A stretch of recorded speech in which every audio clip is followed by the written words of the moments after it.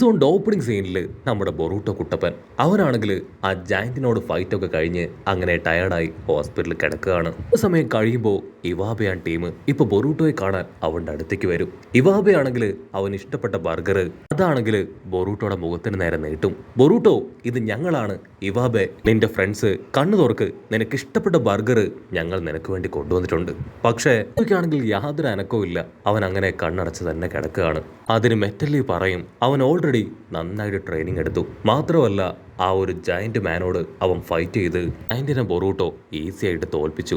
അതുകൊണ്ടാണ് അവൻ ഇത്രയും ടയർഡായി പോയത്. തൽക്കാലം അവൻ റെസ്റ്റ് ചെയ്യട്ടെ. ഇവാബയ്ക്കാണെങ്കിൽ അത് കേൾക്കേണ്ട താമസം ഭയങ്കര സന്തോഷം. അങ്ങനെയാണെങ്കിൽ ഈ ബർഗർ അത് ഞാൻ തിന്നോട്ടെ ചോദിക്കും. ഇതിന് അവർ രണ്ടുപേരും ഇപ്പോ ഇവാബയെ നോക്കി പല്ല് കടിക്കുകയാണ്. ആക്ച്വലി ഇവനും സാറടയും ഇവർ രണ്ടുപേരും നന്നായിട്ട് ഇംപ്രൂവ്ഡായി നന്നായിട്ട് ട്രെയിനിങ് എടുത്തും ഒരുപാട് കാര്യങ്ങൾ ചെയ്തും ഇവർ മുൻപിലേക്ക് വരികയാണ്. സത്യത്തിൽ നമ്മളാണ് ഇപ്പൊ വളരെ വീക്ക്. നമ്മൾ ഉടനെ എന്തെങ്കിലുമൊക്കെ ചെയ്ത് നമ്മുടെ പവർ എൻഹാൻസ് ചെയ്യണം. എങ്കിലും മാത്രമേ നമുക്കും വലിയ വലിയ മിഷൻസ് ഒക്കെ കംപ്ലീറ്റ് ചെയ്യാൻ പറ്റൂ. അങ്ങനെ അവരാണെങ്കിൽ കാര്യമായിട്ട് ഡിസ്കസ് ചെയ്യുമ്പോഴായിരിക്കും ഒരു വികൃതി പയ്യൻ അവൻ ഓടി വന്ന് ഒരു ചീഞ്ഞ തക്കാളി എടുത്ത് ഇവാബയുടെ മോന്തയ്ക്ക് തന്നെ കറക്കി എറിയുക. ഇവാബയാണെങ്കിൽ ഏറുകൊണ്ട് ഇപ്പൊ താഴേക്ക് തെറിച്ചു വീഴും. അവൻ ചാടി എഴുന്നേക്കും. അതിനുശേഷം ആ തക്കാളി എറിഞ്ഞവനെ പിടിക്കാനായിട്ട് പുറത്തേക്ക് ഓടുകയാണ്. മെറ്റലി ആണെങ്കിൽ അവനെ പിടിച്ചു വെക്കാൻ ശ്രമിക്കും.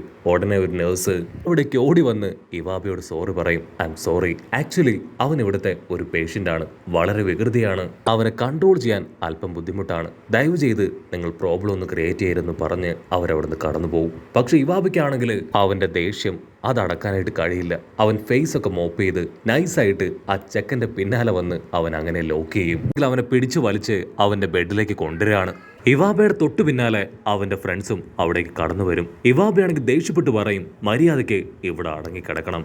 അതിനവൻ പറയും എന്നെ കൊണ്ട് പറ്റില്ല, തീർച്ചയായിട്ടും ഞാൻ ഇനിയും കിച്ചണിൽ കയറി ടൊമാറ്റോസ് അത് മോഷ്ടിച്ച് എല്ലാവരുടെയും ദേഹത്തേക്ക് വലിച്ചെറിയും.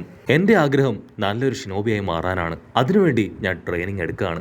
ആക്ച്വലി നിങ്ങളെ കാണുമ്പോഴും ഷിനോബികളാവാൻ തയ്യാറെടുക്കുന്നവരെ പോലെ ഉണ്ട്, പക്ഷേ മണ്ടന്മാരെ പോലെയാണ് എനിക്ക് തോന്നുന്നത്. മണ്ടന്മാരായ ഷിനോബി ട്രെയിനേഴ്സ് എന്ന് പറഞ്ഞ് അവൻ പൊട്ടിച്ചിരിക്കും. അത് കേട്ട് ഇവാബയ്ക്കാണെങ്കിൽ അവന്റെ ദേഷ്യം ഇരട്ടിയാവും. ഉടനെ ആ പയ്യനാണെങ്കിൽ അവരോട് ചോദിക്കും, ഓക്കെ, നിങ്ങൾ അത്ര വലിയ ഷിനോബികളാണെങ്കിൽ ഒരേ ഒരു കാര്യം ചെയ്യും, ഒരാളുടെ ഓട്ടോഗ്രാഫ് അത് നേടിത്താ.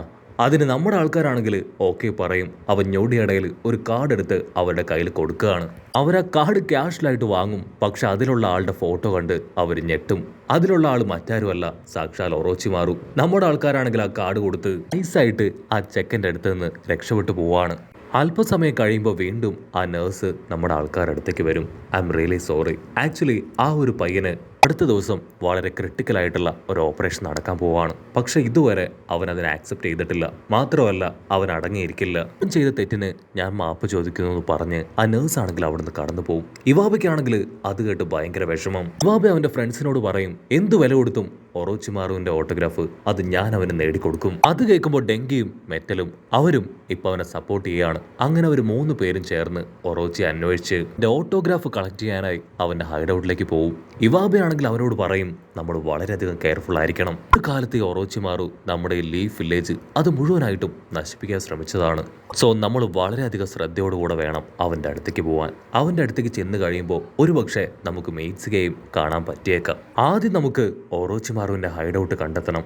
അതിന് ഹൊക്കാഗെ ഓഫീസിലേക്ക് പോയി അവിടെ ഒറോച്ചിമാറുവിന്റെ ഫയല് അത് കണ്ടെത്തണമെന്ന് പറഞ്ഞ് അവർ 3 പേരും ഇപ്പൊ ഹൊക്കാഗയുടെ ഓഫീസിലേക്ക് വരും. മെറ്റലാണെങ്കിൽ ഒരുപാട് പരിശോധിച്ച് ഇപ്പൊ സിസ്റ്റത്തിൽ നിന്ന് ഒറോച്ചിമാറുവിന്റെ ഡീറ്റെയിൽസ് കണ്ടെത്തുകയാണ്. അവർ ആ ഡീറ്റെയിൽസ് വായിച്ച് ഷോക്കാവും. അതിനുശേഷം അവരാണെങ്കിൽ കിട്ടിയ ഡാറ്റ ഒക്കെ ഉപയോഗിച്ച് അവന്റെ ഹൈഡൌട്ടിലേക്ക് വരികയാണ്. അവിടെയാണെങ്കിൽ ഒരു ലീഫ് ഷിനോബി കാവല് നിൽക്കുന്നുണ്ടാവും. അവൻ നമ്മുടെ ആൾക്കാരെ കണ്ട് ടെൻഷനായി. ഇപ്പോ ഇവാബയുടെ ഷട്ടിൽ കയറി പിടിച്ച് അവനോട് ദേഷ്യപ്പെട്ട് ചോദിക്കും നിങ്ങൾക്ക് എത്ര ധൈര്യം ഉണ്ടെങ്കിൽ നിങ്ങൾ ഇവിടേക്ക് വരും. അതിന് ഇവാബെ പറയും പാവപ്പെട്ട ഒരു പയ്യനെ അവനെ രക്ഷപ്പെടുത്താനാണ് ഞങ്ങൾ ഇവിടേക്ക് വന്നത്. ഒറോച്ചിമാറുവിന്റെ ഒരു ഓട്ടോഗ്രാഫ് ഞങ്ങൾക്ക് വേണം. ഷിനോബി ആണെങ്കിൽ അവരെ അവിടുന്ന് പറഞ്ഞയക്കാനായിട്ട് ഒരുപാട് ശ്രമിക്കുമെങ്കിലും നമ്മുടെ ആൾക്കാര് അവനെ കൺവിൻസ് ചെയ്ത് ഇപ്പൊ അകത്തേക്ക് കയറി വരികയാണ്. ആണെങ്കിൽ സ്ട്രെയിറ്റ് ആയിട്ട് ഇപ്പൊ അതിന്റെ അകത്തേക്ക് കടന്നു വരും. അവിടെ ഒരുപാട് ട്യൂബില് ഒരുപാട് പേരെ റിസർച്ചിനൊക്കെ ആയിട്ട് അങ്ങനെ ഇട്ട് വെച്ചിരിക്കുകയാണ്. നമ്മുടെ ആൾക്കാർക്ക് അത് കണ്ട് ഭയങ്കര അത്ഭുതം. അവർ ഓരോ ട്യൂബിലും നോക്കി വരുമ്പോഴായിരിക്കും അതിലൊന്നിൽ നിന്ന് ആരോ ഒരാൾ പുറത്തു വരിക.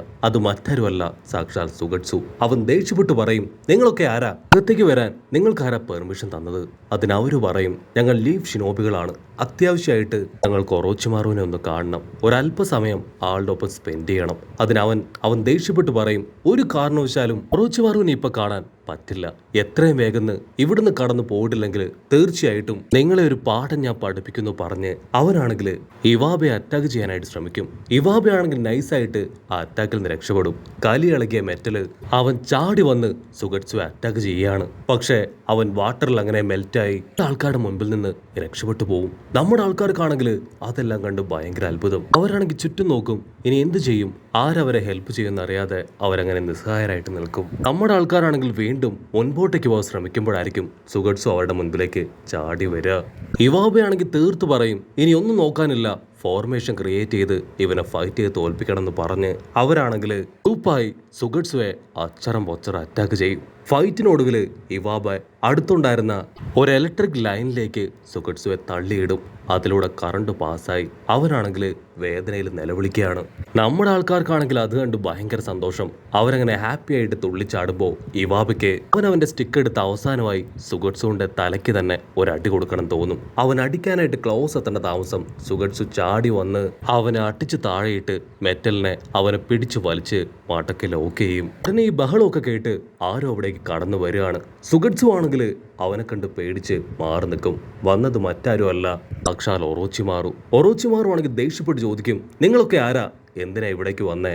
അതിന് ഇവാബെ പേടിച്ച് റിപ്ലൈ കൊടുക്കും, ഞങ്ങൾ ഇവിടേക്ക് വന്നത് സാക്ഷാൽ നിങ്ങളെ കാണാൻ തന്നെയാണ്. ഞങ്ങൾക്ക് നിങ്ങളുടെ ഒരു ഓട്ടോഗ്രാഫ് അത് വേണമായിരുന്നു.